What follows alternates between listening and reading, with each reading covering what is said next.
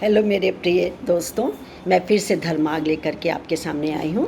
मैं पिछले 1.5 साल से धर्मार्ग नामक शीर्षक के अंतर्गत आध्यात्मिक और धार्मिक यही दो विचार लेती हूँ। धर्म का यही मुख्य आधार ही होता है, यही मुख्य जब उसकी जिसको कहते हैं रीढ़ की हड्डी होती है, ये होती ही है 2-3 चीज़ें। धर्म के तो अनेकों अनेकों विचार हैं, करोड़ों की संख्या में, लेकिन धर्म के जो 10 लक्षण होते हैं उसमें से हम 7, 8, 6, 7 भी अपने जीवन में उतार लें, आत्मसात कर लें, तो निसंदेह हमारा परिवार, हमारा स्वयं का आत्म संतुष्ट होगा। एक विशेष प्रकार की शांति मन में आती है, संतुष्टि मन में आती है, और फिर कभी भी कोई भी आपको तकलीफ़ हो, दुख हो, क्लेश हो, कष्ट हो, उसमें आप डगमगाते नहीं हैं, आप गलत रास्ते का चुनाव नहीं करते। क्यों? क्योंकि आपने धर्म के मार्ग पर चलना तय कर दिया है, जो कि सरल है, मधुर है, सरस है और साथ ही साथ उपयोगी भी है।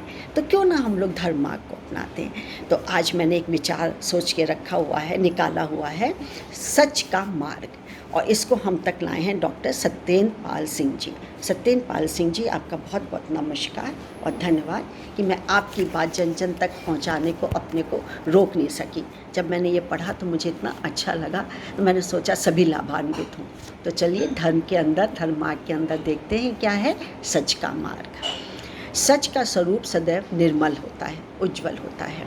सच को सदैव उसके मूल और विशुद्ध रूप में स्वीकार करने से ही आनंद और शांति प्राप्त होती है। मनुष्य के विकार और अल्प बुद्धि उसे सच को मूल रूप में स्वीकार करने से रोकते हैं। व्यक्तिगत स्वार्थ प्राथमिक होने से सच का स्थान पीछे हो जाता है।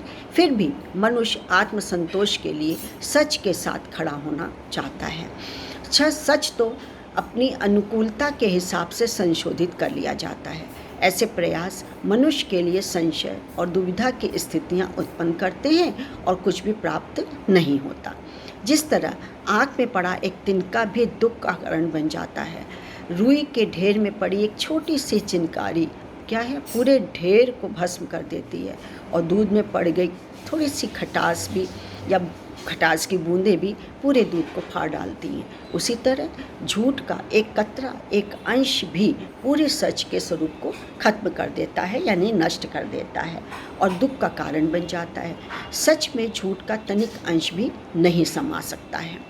सच को विकारों के साथ नहीं ग्रहण किया जा सकता है। सच को स्वीकार करने के लिए साहस चाहिए। साहस तभी आ सकता है जब मन विकारों से ऊपर उठा हो और स्वार्थों से हटकर सत्य को जान लिया हो कि एक परमात्मा ही है जो नाशवान नहीं है। शेष जो दिख रहा है या आज या कल नष्ट हो जाने वाला है, पीछे छूट जाने वाला है। इस संसार में जो कुछ भी घटित हो रहा है उसका संबंध किसी न किसी रूप में परमात्मा से है, प्रभु से है। एक परमात्मा ही है जिसके हाथ में सारे सूत्र होते हैं। जाहिर सी बात है, मनुष्य जब संबंधों, घटनाओं, रचना में परमात्मा का संबंध देखना प्रारंभ कर देता है तो स्वयं ही उसमें साहस और संतोष उत्पन्न होता है। मनुष्य को जो मिल रहा है वह है तो परमात्मा के कारण ही। ऐसा विचार जीवन में प्रत्येक क्षण हमारी चेतना में जागृत रहे तो दुख की संभावना कम हो जाएंगी, हो ही जाती, खत्म हो जाती हैं। मनुष्य जब सुख का अनुभव करेगा तो सच उसे प्रिय लगने लगेगा और सच के निर्मल व शुद्ध स्वरूप की ओर उसका आकर्षण बढ़ेगा। संसार के सच को जानना और अपने को जानना जीवन के प्रति दृष्टिकोण को बदल देता है। इस सच को न जानने वाला ही भौतिकता की अंधी दौड़ में दिन रात दौड़ता जा रहा है और कुछ सुख पाने के लिए कितने दुख उठा रहा है।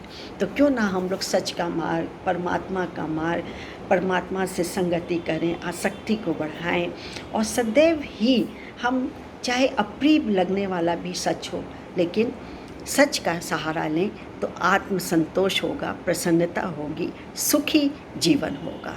परिवार भी, खुद भी, हमारा समाज भी और हमारा पूरा राष्ट्र भी। तो आज के लिए बस इतना ही। मैं डॉक्टर मंजू जैन, मेरा आपको नमस्कार है। Retired associate professor Mohammad Singh degree college Kanpur. कल फिर एक आध्यात्मिक या धार्मिक विचार लेके उपस्थित होंगी। बाय।